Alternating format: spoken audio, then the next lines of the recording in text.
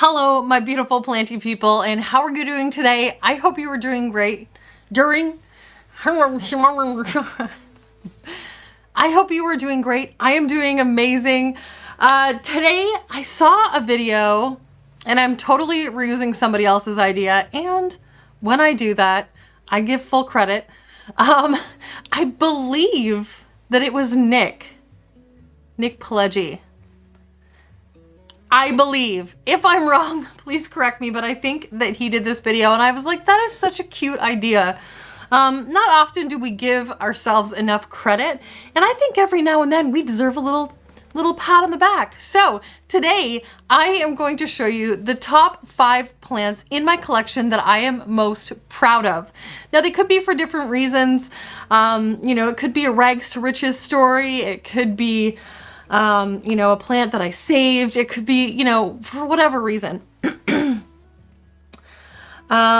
So that's what we're gonna do today. I thought that was really fun, and thank you. I'm pretty sure, again, it was Nick, for giving me this idea. Super great idea. I love it.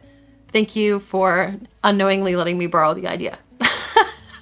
Okay, so for those of you who are new here, hi, hello, welcome. My name is Nicki. This is my channel, Plants, Pots, and Whatnots. And for my GFPs, my gluttons for punishment, thank you so much for coming back for more. It is amazing to see you as always. So without further ado, let's go ahead and jump into my top 5 plants that I personally am most proud of. I will say, before I jump into that, during, you know, my opening and all that, see if you can guess what plants they are. Even if you can guess 1 or 2, go ahead and throw it down in the comments and see if you're right by the end of the video. Okay. Allow the video to commence. Okay. We shall commence. Just get on with the video.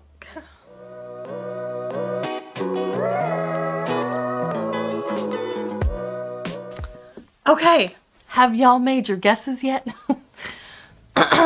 This first one, now you probably have to be like a super OG to remember this plant. I have made mention of it along the way over the last year or so, but it really doesn't get much airtime on my channel. So my first plant, these are in no particular order, by the way. They all have a special place in my heart and varying degrees of proudness surrounding them. What? Okay, anyway. Plant number 1 is this adorable little Antherium Forgetty Eye. So, if you remember, or if you don't, this is what this plant used to look like. It was huge, it was beautiful, and technically, this isn't really even the original plant. The original plant is in my greenhouse and actually is also making a comeback for the 4th time. I don't know what's going on with this plant, but this was a little offshoot of the original plant, and this guy has just kept going. It's blooming, as you can see now. It's got a little inflorescence there, and it also has a new little teeny tiny leaf on the way there, if you can see that. But this plant I struggled with, and I mean, this plant was gorgeous. It was beautiful. It was huge. And this plant I got from House of Monstera about 2 years ago. Almost 2 years ago now, and it was stunning. It grew like a champ. It was beautiful, and I don't know what happened, but all of a sudden it took a dive. And when I say it took a dive, like, it wasn't like dip your toe in the water and kind of get in slowly, or, you know, kind of jump in off the side of the pool. Like, it was like 500-foot diving board into rocks kind of dive, you know what I'm saying? Anyway, so I don't really know what happened. Nobody really seems to know exactly what it was, but it went downhill really quickly, and that was about 1.5 years ago. So it has been on the struggle bus. It's more like the struggle train. It was bigger than a bus. It was like a train. Anyway, but obviously it is doing much better now. Like I said, the original plant is in my greenhouse and is doing well. So I'm really proud of this guy. I didn't give up on it, even though it really did look like it was done. Like done. And I had to bring that main plant back like 4 times. So I am proud to say that it is now growing wonderfully. And hopefully we won't have to bring it back a 5th time. But anyway, so plant number 1 for my most favorite 5 plants I'm proud of. I am in a mood today. Is the Antherium Forgetty Eye. Look how adorable that is. So cute. Plant number 1. Okay. Plant number 2, I think I got even before the Forgetty Eye. Nope.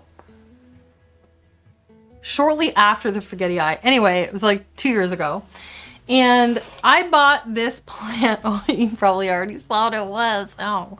Anyway, this plant, I mean, it was fine. It's always been healthy, but it just wouldn't grow. Like, it kept growing small leaves and was driving me crazy. And then one day, I actually knocked the whole top off the plant. And I was like, oh, shoot. Now I have to start rooting it all over again. It's going to be a whole thing, starting from the beginning. However, the top that I knocked off, although it did take a little bit to root, has exploded and has far surpassed the main plant. I am over the moon about it. And that plant is this beautiful... Jeez. Okay, I'm going to put the tray down here. This is my, I just have to move over to get her in frame. This is my Philodendron Florida Ghost. Now I did buy this plant initially as a Florida Ghost mint. And back when I got it, I really did think that was a thing. I think a lot of people did, sellers included. But really it depends on the amount of light and the amount of fertilizer that you give the plant. That really indicates how well it grows and how white the leaves get. It's really light conducive. These are plants that very much like fertilizer as well. If you have a problem with your Florida Ghosts growing small leaves or growing really slowly, go ahead and just bump that fertilizer up a little bit. And in no time, she will be this big, beautiful thing. So this is her newest leaf right here. And I think the thing that I like most about this plant is how beautiful these leaves come in on the back. Let me just show you. Look at that. Have you seen anything quite as stunning as that? They are super bright pink, and then they have these, you know, the veins kind of fade to this lighter pink, and the white and the, just can't. Anyway, so this plant has made a huge comeback, and as you can see, it clearly needs to be on a proper pole instead of this little bamboo stake, which I do have. They're literally sitting right here beside me. I have these poles from Trofolia that I'm obsessed with. I just haven't really had a whole lot of time to do any like repotting or moss pole putting on thing. I don't know. Anyway, but I do have this in here that so that it is supported in some regard, but she's getting a little wild and crazy, so she definitely needs a moss pole. And at that point, these guys do like to climb, so it really will cling to that moss pole. And at that point, I'm sure it will just like pew, even more so than she is right now. Currently, I am getting about a leaf every 3 weeks. And as I am making this video, it is currently March the 5th, 6th? No, not March. It's April. It's the beginning of April. I don't know what day. Just need to stop. Anyway, and this plant grew all throughout the winter. and just kind of went cray cray. So that is plant number 2. That is my Philodendron Florida Ghost. Okay, plant number 3. If you are a GFP, you will know the struggle that has been this plant. The heartache, the worry, the stress. Do you know what I'm talking about? So this plant I purchased as a variegated plant. So the original leaf was variegated, then there was a green leaf, and then a green leaf, and then a green. Can you see a pattern? Okay, so that kept on going. Now, we had to stop the cycle of green. I like a green leaf as much as the next guy, but when you purchase a variegated plant, you want a variegated plant. So I had to put my big girl panties on, and we had to make an extremely stressful decision to cut this plant. That plant is now thriving, and that plant is my variegated Philodendron Billeti. So she has gone over to the opposite side now, where she is putting out these all yellow leaves. This one will also probably be all yellow. This is a new leaf. It's not hardened off yet. But she alternates putting out these beautifully variegated leaves with these yellow leaves. And this isn't yellow like it's dying or anything. This is a perfectly healthy leaf. But instead of being all green, they're all the yellow part, which, you know, is fine with me. It's still enough to sustain the plant, all the green that is on it. And I mean, it's so pretty. Look at those leaves. Can you see them? Anyway, I am really happy that I put my big girl panties on and made the decision to cut this one, because otherwise it would just be green leaves on and on and on. I still have the green portion of that plant down in my Mars Hydro grow tent. It's growing wonderfully. It's getting huge, but it's green. But anyway, so this one I'm very proud of, because it was a really hard decision for me to make. And I know you're like, oh, it's just a plant. It is just a plant. However, they're not, number one, they're not really a cheap plant. And number two, the cut that I had to make, I had to make it at a very particular angle and place, because the nodes were so incredibly close together. And it kind of, if you haven't seen that video, go ahead back and watch it. I'll link it up here in the cards. It was a very stressful situation for everyone. So anyway, but I'm happy to report that she is doing well. She is living her best life in my IKEA greenhouse cabinet, and I could not be happier. So that is plant number 3, my variegated Philodendron Billeti. Whatever, it's a Billeti. Okay, plant number 4 is one that I got as a rooted 2-leaf cutting, I believe, from my wonderful plant fairy godmother, Paula. And this plant did not grow forever. Like, it just wouldn't grow, couldn't figure it out. Now, I know a lot of people struggle with this particular plant. However, I will tell you, I figured out the key. Actually, it was Paula that helped me figure out the key. She had heard it from somebody, tried it, let me know. It worked great for me. So I will pass my knowledge on to you if you don't already know. But what's the plant, Nicki? I know, hold on. So that is my Philodendron Moonlight. Philodendron. No. Yes. Anyways, you can see the plant. So this plant it took forever, but once I figured it out, it just look at those leaves. Are they not the most beautiful thing? You can see this leaf right here is new. It's not hardened off yet. And right on its heels is another one. This plant does not stop growing. I put it on this stake and that also seems to have helped. But what the trick was for this particular guy was it doesn't like a whole lot of water. It likes to really dry out between waterings. And since I started doing that and like rain the water in a little bit, like it has just loved it. So I have this one in my IKEA greenhouse cabinet, not my green wall, but the other one.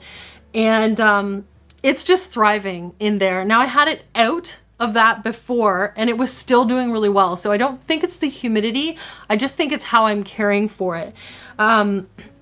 It's about, I would say 2 feet away from a grow light. And I only water it when it's like dry. And it's loving life. It's such a beautiful plant. This is another one that I'm going to get on a proper moss pole because they do like to climb as well.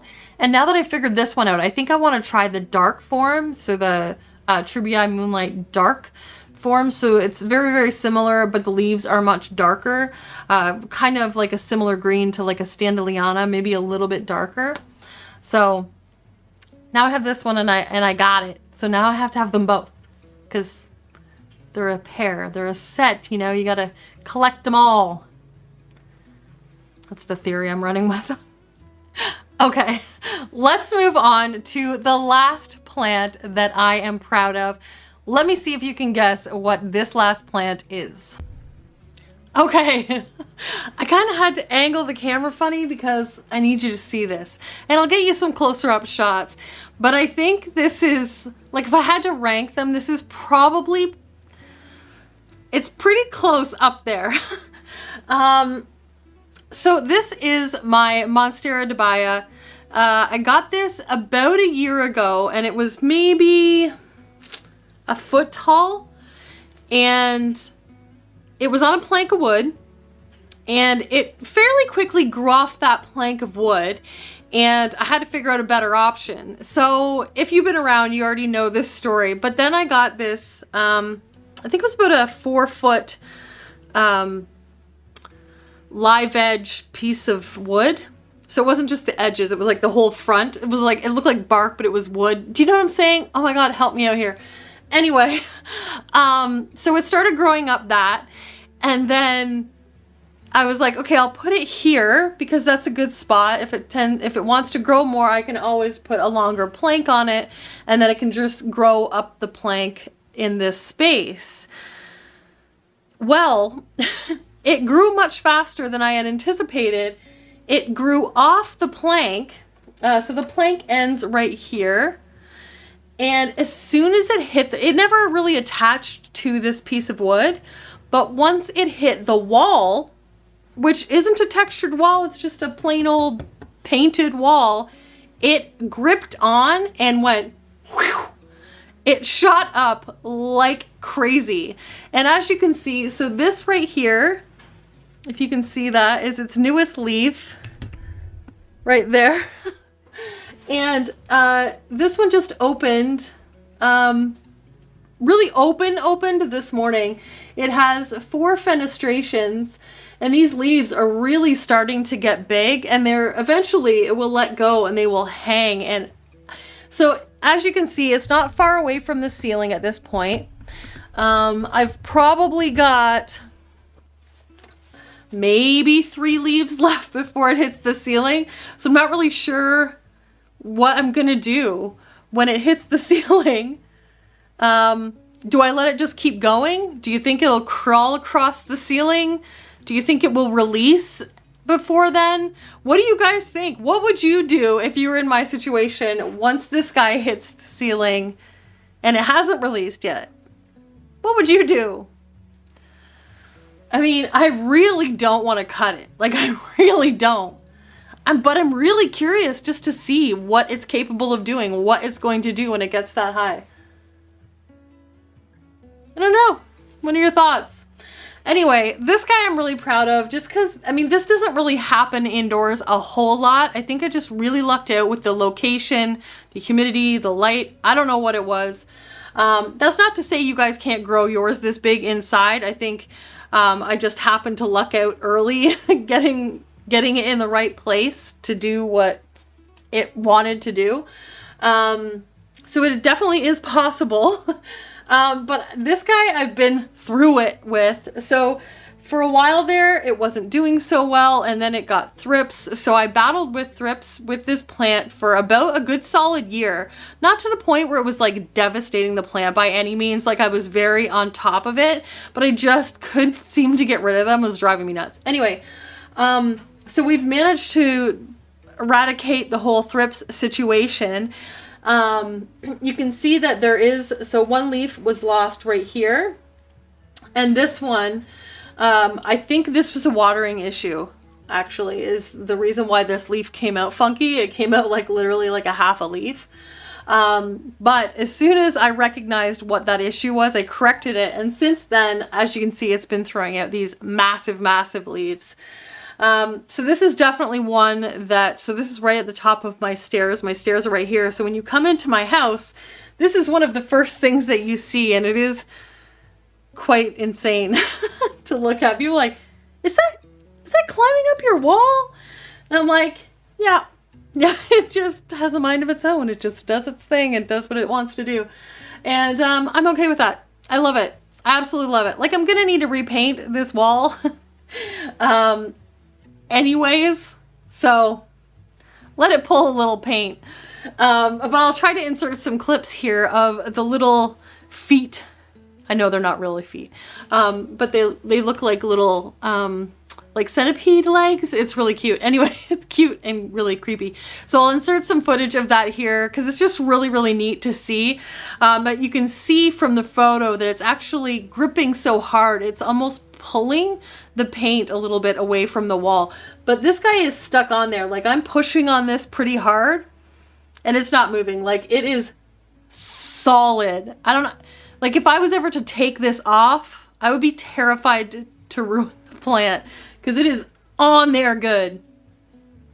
Anyway, that is plant number 5, my Monstera De Baya. Okay, well, that was the top 5 plants that I personally am most proud of. I want to know what plants you guys are proud of. Do you have like a rags to riches story? Did you save a plant? Did you have one that just wouldn't grow and then you had an aha moment and it was like, phew, and you were like, ah? I want to know. Go down in the comments and let me know what plant is your most proud parent plant.